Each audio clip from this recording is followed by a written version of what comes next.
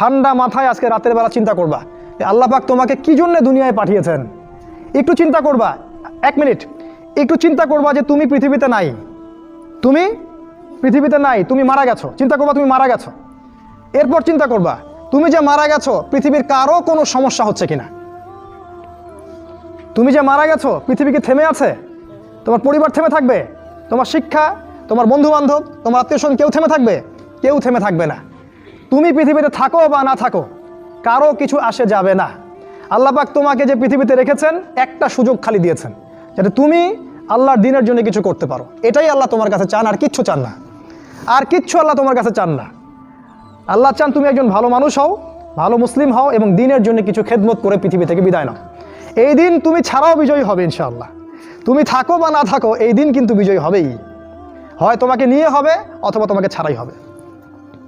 জীবনের উদ্দেশ্য ফিক্স করো। জীবনের উদ্দেশ্য একটাই, জান্নাত। জান্নাত পাওয়ার জন্য যা করা দরকার তাই করতে হবে।